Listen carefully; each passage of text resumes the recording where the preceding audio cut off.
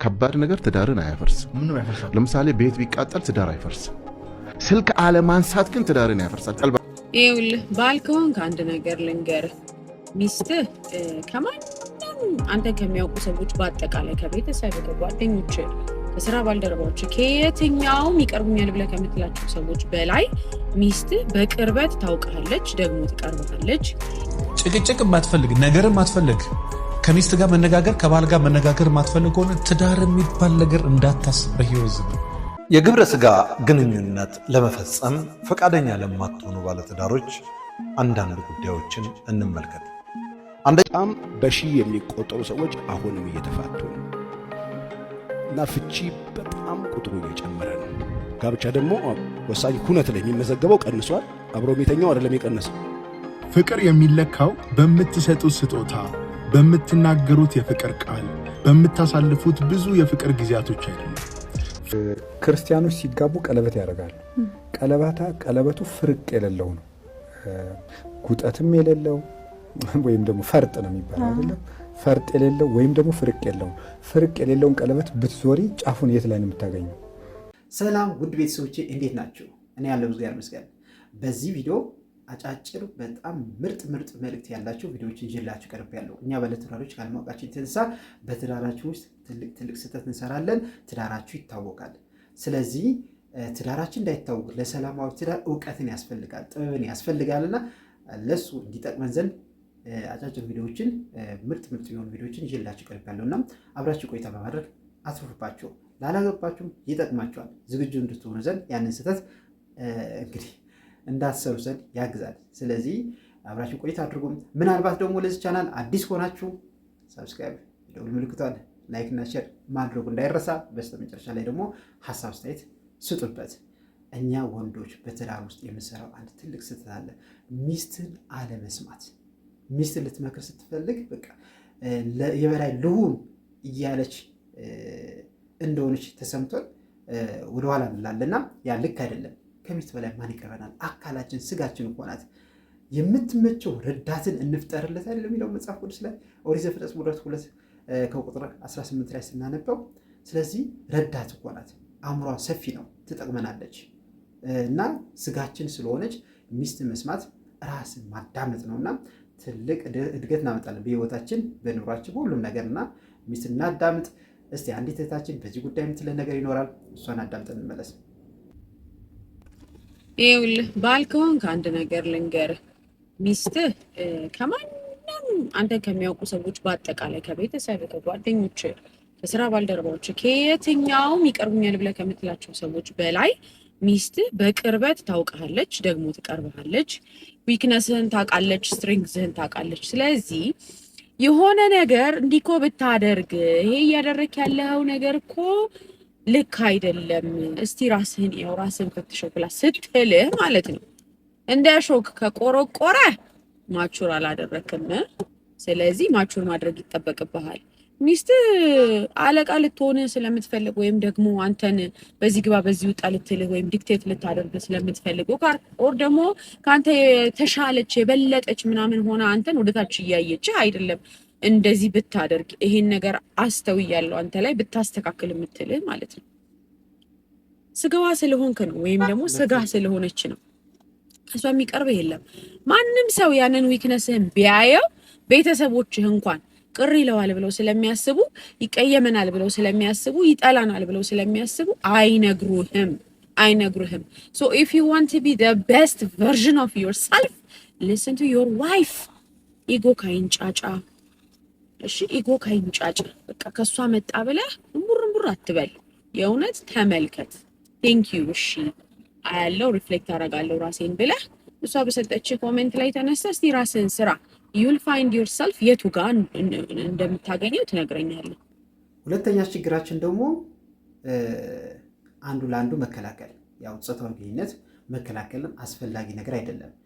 እግዚአብሔር ድካማችንን የሚያውቅ እግዚአብሔር ያው አንዱ ለአንዱ መከላከል እንደሌለበት መጽሐፍ ቅዱስ ላይ አስቀምጦልንና ያንን ነገር እንግዲህ መጠንቀቅ አለብን። በተለይ ደግሞ የሆነ ሰው ጥፋትን ሲሰራ እሱን ለመቅጣት ብሎ በወንድም ይሁን በሴትም ያንን ነገር ፈጽሞ መደረግ የለበትም። ወንድማችን የሚለን ነገር ይኖራል። የግብረ ሥጋ ግንኙነት ለመፈጸም ፈቃደኛ ለማትሆኑ ባለትዳሮች አንዳንድ ጉዳዮችን እንመልከት። አንደኛ ቆሮንቶስ እስከ 7 ያለውን እንመልከት። ሚስት በገዛ ሥጋዋ ላይ ስልጣን የላትም፣ ስልጣን ለባሏ ነው እንጂ፣ እንዲሁም ደግሞ ባል በገዛ ሥጋው ላይ ስልጣን የለውም፣ ስልጣን ለሚስቱ ነው እንጂ ይላል። ለጸሎት ትተጉ ዘንድ ተስማምታችሁ ለጊዜው ካልሆነ በቀር እርስ በርሳችሁ አትከላከሉ፣ ራሳችሁንም ስለ አለመግዛት ሰይጣን እንዳይፈታተናችሁ ደግሞ አብራችሁ ሁኑ ይላል። በዘመናችን ፍቺ እንዲስፋፋና ልጆች ጎዳና እንዲወጡ ምክንያት የሆነ ጉዳይ ለግብረ ሥጋ ግንኙነት እርስ በርስ አለመፈቃቀድ ወይም መከላከል ነው። ብዙ ጊዜ አንዱ ያንዱን ስሜት አለማክበር ወይም ፈቃደኛ አለመሆን በትዳር ውስጥ አደገኛ ስነ ልቦናን የሚሰባብር መዶሻ ነው። ባልሆነ ሚስት በዚህ ጉዳይ ምንም ምክንያት ባታቀርቡ ይመረጣል። የግብረ ሥጋ ግንኙነት ዓላማው አንዱ የአንዱን ስሜት በማርካት ማስደሰት ነው። ሁለተኛው ልጆችን በማፍራት ብዙ ተባዙ የተባለውን ቃል ለመፈጸም ነው። ለሚስትህ ተመቻት፣ ለባልሽ ተመችው። ምንም ነገር በምድር ላይ ልሰጠው የማይችል እርካታ ያለው በግብረ ሥጋ ግንኙነት ውስጥ ነው። ለትዳር ማጣፈጫ ቅመምም ነው። ባልና ሚስት ከወሲብ በፊት ምንም ጉዳይ አንስተው መጨቃጨቅ የለባቸውም። መኝታ ክፍላቸውና አልጋቸው ንጹሕ መሆን አለበት። እንደ መጋዘን የከመራችሁትን ዕቃ አስወጡ። ወንድማችንን እናመሰግናለን። ቃለ ሕይወትን ያሰማልን። ሶስተኛ ደግሞ ሰበብ ነው የሚያጠፋው።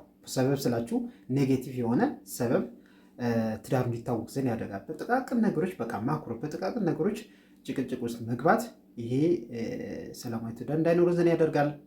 ከባድ ነገር ትዳርን አያፈርስም። ምን ነው ያፈርሳል? ለምሳሌ ቤት ቢቃጠል ትዳር አይፈርስም። ስልክ አለማንሳት ግን ትዳርን ያፈርሳል። ቀልባችን እዚህ ጋር ነው ያለው። አልተመቻትም፣ እያጠባች ነው፣ ተኝታለች፣ ስልኩ ቻርጅ ላይ ነው፣ በዚህ ሳይድ ደግሞ ስብሰባ ላይ ነው፣ ቻርጅ ጨርሶ ነው፣ አላየውም። ለሰው ብለህ አይደለም ለራስ ሰበብ። ሰዎች ብዙ ጊዜ ሰበብ ለሰው ይሰጣሉ አይደለም። ለራስህ ሰበብ ስጥ። ለራስህ ነው ሰበብ መስጠት ያለብን፣ ለሰው አይደለም። በቃ ሚስቴ ያላነሳችው በቃ ቤት ምግብ እያዘጋጀች ነው ወይ ሰው አላየችውም፣ በቃ ፖዚቲቭ የሆነ ሰበብ ስጣት። ስትገባ ስልክ ባለማንሳት ምክንያት ጭቅጭቅ ውስጥ አትገባም። ደክሞ ነው የምትመጣው። በጊዜ ችግሮቻችን አለመፍታት፣ በውስጥ ነገሮችን ይዘው መቆየት፣ በተለይ ደግሞ ሴቶች ላይ እንዲህ አይነት ችግር አለ ትላናለች እህታችን። እንግዲህ ራሳችን መፈተሽ ይገባል። የምትለን ነገር እንስማ። ይህ የሚያስገርመኝን ልንገር። ሁለት አዲስ ተጋቢ ባልና ሚስቶች ናቸው። ቤታቸው ሰላምና ፍቅር የሞላበት ነበር። ከቅርብ ጊዜ ወዲህ ግን ጭቅጭቅና ንትርክ ቤታቸውን እየጎበኘው መጥቷል። በዚህ ምክንያት ከአቅም በላይ ስለሆነባቸው መሀላቸው አንድ አባት ያስገባሉ። አሁን የገቡትኛ አባትም ጥያቄዎችን ያቀርባሉ። ለምንድነው የምትጨቃጨቁት? እሱ እያኮረፈ እየመጣ ለምንድነው የምታኮርፈው? ስራ ላይ ሰላም አይደለሁም፣ ስራዬ ላይ የሚያስቸግር ነገር እየገጠመኝ ነው። ታዲያ አንቺ ለምን አትታገሽም? በምን አውቃለሁ፣ መቼ ነግሮኝ ትላለች ሚስትም። ከዛም እኛ አባት መፍትሄ ያሉትን ያስቀምጣሉ። አንተ ከቻል ከዚህ በኋላ ስራ ላይ ያለውን ችግር ወደ ቤት ይዘው ባትመጣ ጥሩ ነው። ነገር ግን ከአቅም በላይ ሆኖ ይዘው የምትመጣ ከሆነ ለሚስትህ ምልክት አሳያት። አንቺ ምልክቱን ባየሽበት እንትን መታገስን ቻይ። ከዛ በኋላ ኑሯችሁ ይስተካከላል ብለው አስማምተዋቸው ይሄዳሉ። ባልና ሚስት ይስማማሉ። ከዛ ምልክት ያስቀምጣሉ። ምልክታቸው ምንድነው? ከዚህ በኋላ ከስራ ስትመጣ ተበሳጭተህ ከሆነ በር ላይ አረንጓዴና ቀይ መብራት አረግልሃለሁ፣ ቀዩን ትጫናለህ፣ እኔም ነገሮችን ለመታገስ እሞክራለሁ። ደህና ከሆንክ ደግሞ አረንጓዴውን ትጫናለህ፣ ሰላም እንሆናለን ይባባላሉ። የመጀመሪያ ቀን ባል ወደ ስራ ይሄዳል። ሲመለስ ልክ በሩ ጋር እንደደረሰ ትዝ ይለዋል። አረንጓዴና ቀይ መብራት ተቀምጦለታል። ስራ ጥሩ አልነበረም፣ ድካም ተሰምቶታል። ስለዚህ ቀዩን ይጫናል። ሚስት ከደጅ ነው ልብሱን የተቀበለችው። ወደ ቤት ሲገባ እግሩን አጠበችው፣ ልብስ አቀረበችለት፣ ምግብ አበላችው፣ ተንከባክባ አሳደረችው። ባልም ደስተኛ ሆኖ አደረ። በንጋታው ባል ወደ ስራ ይሄዳል። ሲመለስ አረንጓዴና ቀይ መብራት አሁንም ፊት ለፊቱ አሉ። ዛሬ ትንሽ ስራ ሰላም ነበር። ሚስቱንም ማስጨነቅ አልፈለገምና አረንጓዴውን ተጫነ። ወደ ቤት ሲገባ የትላንቷን ሚስት አላገኛትም። በጣም በብስጭት ነበር የጠበቀችው። ትላንትና እኮ እንዲህ ስትል የታገስኩ ስለተበሳጨ ነበር። ትላንትና እንዴት ትናገረኛለህ? ትላንት እንደዚህ እንዴት ይሆናል? እጥፍ ድርብ የሆኑ ብስጭቶችን አመጣች። ይሄን ነገር ባል በጣም በእንትን ባለ ቁጥር እየተበሳጨ ስለመጣ ራቱን ሳይበላ ገብቶ ይተኛል። ከዛ በኋላ በሶስተኛው ቀን ባል ከስራ ተመልሶ ይመጣል። አሁን አረንጓዴና ቀዩ መብራት ፊት ተፋጠጠ። አረንጓዴውን መንካት አልፈለገም። የትላንቱን ጭቅጭቅ መድገምም አይፈልግም። ስለዚህ ቀዩን ተጫነ። ሚስት ከበር ድጋሚ ተቀበለችው። ከትላንት ወዲያ እንደነበረችው ነው ሆነችላት። ጫማውን አወለቀች፣ እግሩን አጠበችው፣ ልብሱን አቀረበችለት፣ በጣም ተንከባከበችው። በሰላምም አደረ። በአራተኛ ቀን ባል ወደ ስራ ሄዳል። ሲመለስ አረንጓዴና ቀይ መብራቶች አሉ። አሁን አረንጓዴውን እንደበንትን በጣም ፈርቶታል። ቀዩን ተጫነ። ሚስት እንክብካቤዋን ቀጠለች። ይሄ ነገር ቀናቶች እየወለደ ሳምንታት እያለፉት ወራቶችን ደገሙ። ቀስ በቀስ ባል ሁሌ ቀዩን እየተጫነ ሚስትም እየተንከባከባቸው ኑሯቸው ሰላም የሆነ ነው የመሰለው። ከስንት ጊዜ በኋላ ግን ባል ማሰብ ጀመረ። ለምንድነው ሁሌ ቀዩን ስጫን ዝም ያለችኝ?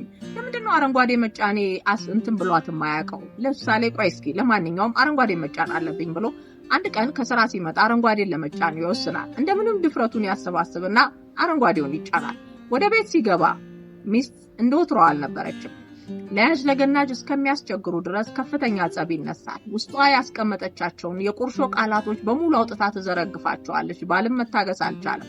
በዚህ ምክንያትም የሁለቱ ሰዎች የትዳር መጨረሻ የዛን ቀን የሆነው። እዚህ ላይ ሁለት ነገር ልንገርክ። የመጀመሪያው ሚስት ወደኋላም ወደፊትም የምታስብ ናት። ሴት ማለት እኛ በተፈጥሯችን 100 ሜትር እና እንትን አይደለም የምናየው፣ በጣም ረጅም ርቀት ወደኋላም ወደፊትም እናያለን። ይሄንን ራሱ በምሳሌ ልንገርክ። ለምሳሌ ወደ ቤት ስትገባ አንድ ብርቱካን ብቻ ይሆናል ቤት ውስጥ ያለው። ያንን ብርቱካን ቆርጠህ ስትበላ ለሚስትህ አላጎረስክም ይሆናል። ይሄ ነገር ዛሬ ነው የተቀመጠው። ሚስት በሆዷ ለምን አላጎረሰኝም ልትል ትችል ይሆናል። ይሄ ዛሬ የተቀመጠ ነገር ከ3 ዓመት በኋላ ተመልሰህ ወደ ቤት ስትገባ በምታገኛት አንድ ብርቱካን ላይ ይወሰናል። ያንን ብርቱካን ቆርጠህ ለሚስትህ አንድ ዘለላ ልታጎርሳት ስትል ታስታውሳለች። ከመቼ ወዲህ ነው ብርቱካን የምታጎርሰኝ? ታስታውሳለህ? አንድ ጊዜ እኮ ለብቻ በልተሃል። እነዚህ ነገሮች ሚስት ሆድ ውስጥ ተቀምጠው ሲብላሉ የከረሙ ነገሮች ስለነበሩ እንደ አዲስ ይነሱብሃል። ያ ማለት ከ3 ዓመት በፊት የነበረ አንድ ብርቱካን ከ3 ዓመት በኋላም ላለ አንድ ብርቱካን ምክንያት ሊሆኑ ይችላል ማለት ነው። እያልኩ ያለሁት ክፋተኛ ወይም ደግሞ የሆነ ቂም የምንይዝ ሆነን አይደለም። የሴት ልጅ ባህሪ ግን ወደፊትም ወደ ኋላም ረጅም ርቀት የማከማቸት አቅም ስላለው ነው። ወንድ ልጅ ደግሞ በተፈጥሮ ነገሮችን የሚፈራና ጭቅጭቅን የሚጠላ ነው። ስለዚህ ጭቅጭቅና ነገሮች እንዳይመጡ ሲል እያንዳንዱን ትንንሽ ነገሮች አንስቶ ለመነጋገር ፈቃደኛ አይሆንም። ከዚህ ይልቅ ልክ እንደ ሰውየው አረንጓዴ እየበራ እንደገባው ሁሉን ነገር በቀላሉ ዝም ብሎ ማለፍ ይፈልጋል። በየቀኑ እየቋጨው እየገደለው እየቋጠረ አይሄድም። እያንዳንዱን ትንንሽ ነገሮች እየተወ ይሄዳል።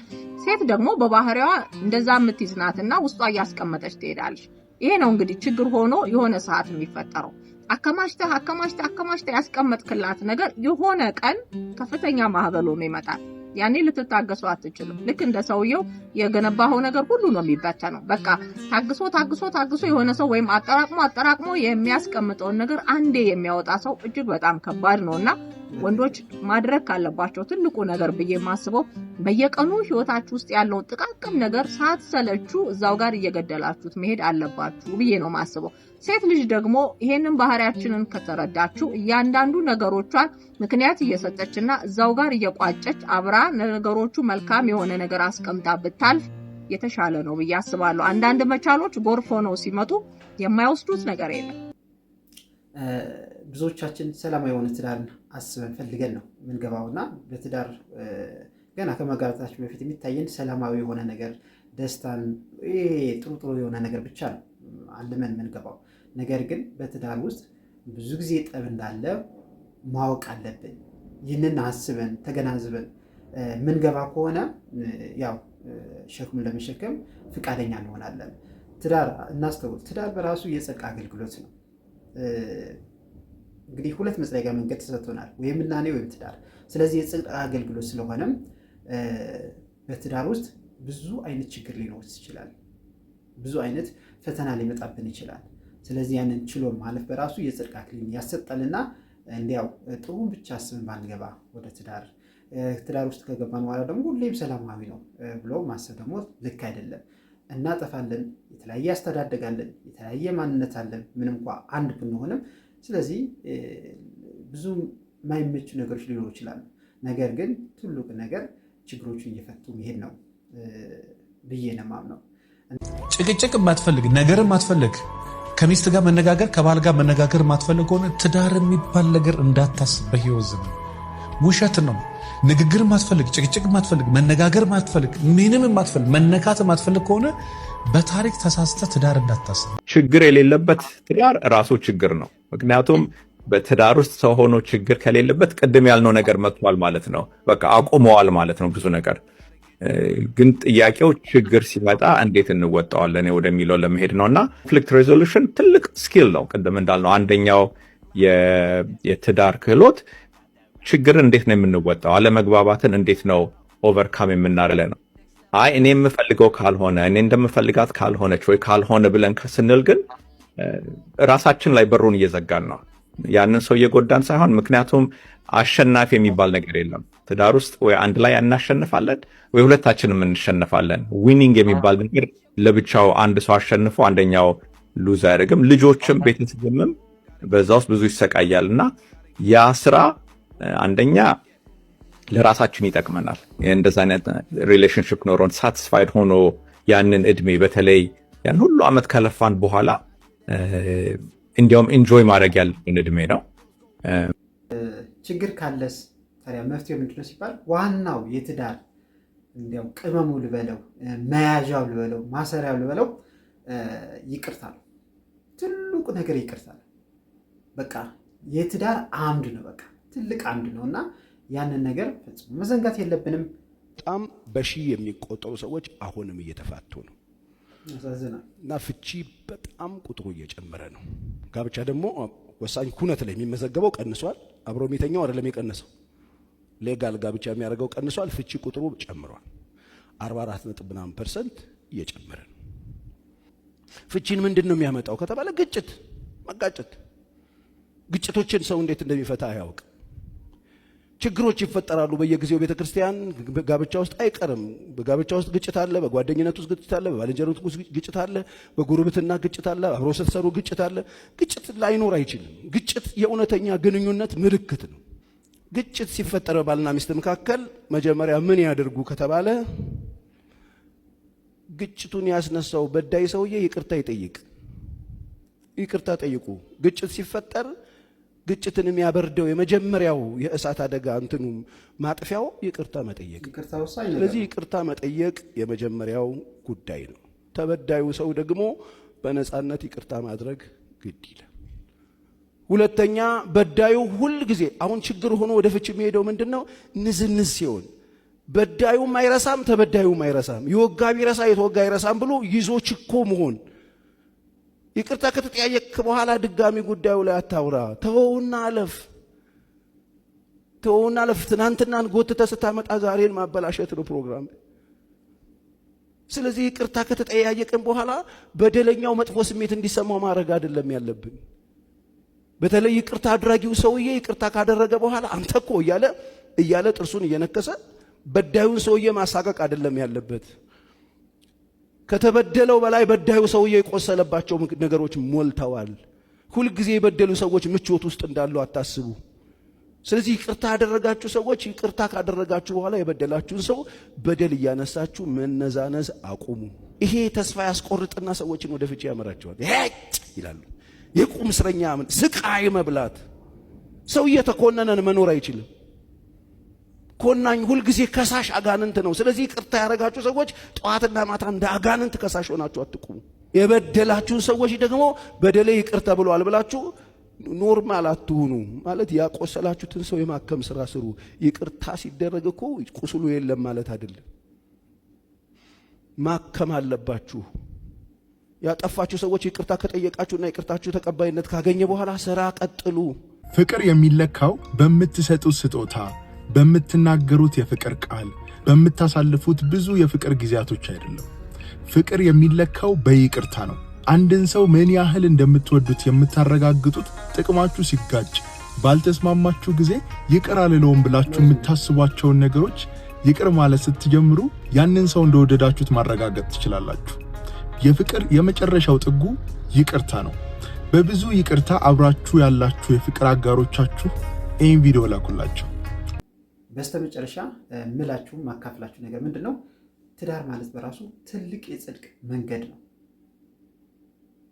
ትልቅ የጽድቅ መንገድ ነው።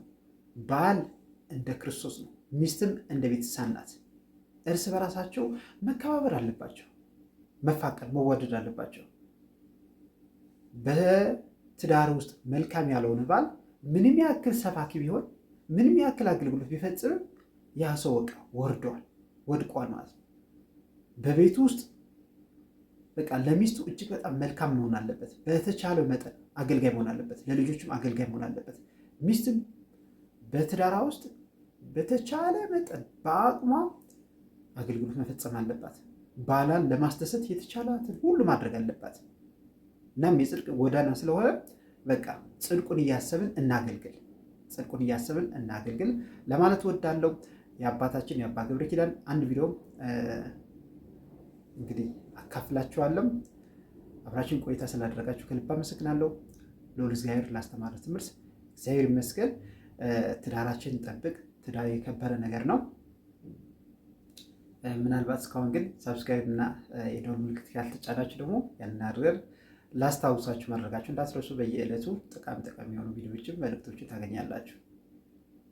እኔ እዚህ ላይ ልሰናበታችሁ። ክርስቲያኖች ሲጋቡ ቀለበት ያደርጋሉ። ቀለበቱ ፍርቅ የሌለው ነው። ጉጠትም የሌለው ወይም ደግሞ ፈርጥ ነው የሚባለው አይደለም። ፈርጥ የሌለው ወይም ደግሞ ፍርቅ የሌለው። ፍርቅ የሌለውን ቀለበት ብትዞሪ ጫፉን የት ላይ ነው የምታገኘው? ጫፍ የለውም፣ ዝም ብሎ መዞር ነው። እና ይሄ ዘላለማዊ ሕይወት ነው። ለዘላለም በመንግስተ ሰማያት አብረን እንኖራለን የሚል ፍቺ ይዘው ነው እስከ ወዲያኛው ዓለም ይሄ ዓለም አልፎ በሚመጣውም አልፎ የምንጸድቅበት ትዳር ነው ለማለት ነው። ያችን ቀለበት ክብ ቀለበት የሚያደርጓትና መፍታት ሌላ ሰው መጨመር የማይቻልበት ምክንያት ዘላለማዊ ሕይወት ነው። ፍርቅም የለችው እና ፍርቅ ስለሌለው መፋታትም አይቻልም። ለምን? ዘላለማዊ ጥምረት ስለሆነ፣ ዘላለማዊ ውህደት ስለሆነ እና ይሄ ምንድነው ዘላለማዊ ሕይወት ውክልና የምትሆን ቀለበት የሚያደርጉት ለምንድን ነው? ክርስቶስ ትንሣኤን ስለመሰከረ ነው። ክርስቶስ ትንሣኤን ስለመሰረተልን እና ጋብቻው የትንሣኤ ነው። ስጋዊ ፈቃድን ለመፈጸም በኑሮ ለመረዳዳት ወይም ደግሞ ገንዘብ ለማጠራቀም ወይም ኑሮ ስለቸገረው አይደለም ሰው የሚያገባው። ሰው ግን ይህን ይረዳል አይረዳም ሌላ ነገር ሆኖ፣ መሰረታዊ ነገር ግን ትዳር ራሱ የድህነት ሰንሰለት ነው እና ያንን ያደረገው ማን ነው? መድኃኔዓለም ነው። ልክ በዕለተ ዓርብ ምን አደረገ? ከጎኑ ደም ፈሰሰ። ከጎኑ በፈሰሰው ደም ቤተክርስቲያንን የመሰረታት። የአዳም ሚስት ከየት ነው የተገኘችው? ከጎኑ ነው። ክርስቶስ ደግሞ ምንድነው? ዳግማዊ አዳም ነው። የአዳም ሚስት ከጎኑ የተገኘችበት ምክንያት የክርስቶስ ሙሽራ ደግሞ ከጎኑ በፈሰሰ ደም ስለተገኘች ነው። ስለዚህ ያቺ ሙሽራ ቤተክርስቲያን የሰውም የሚስቱ አምሳል ስለሆነች ነው። ያንን መስርቶ በትንሣኤውም ደግሞ ይህንን አክብሮልናል።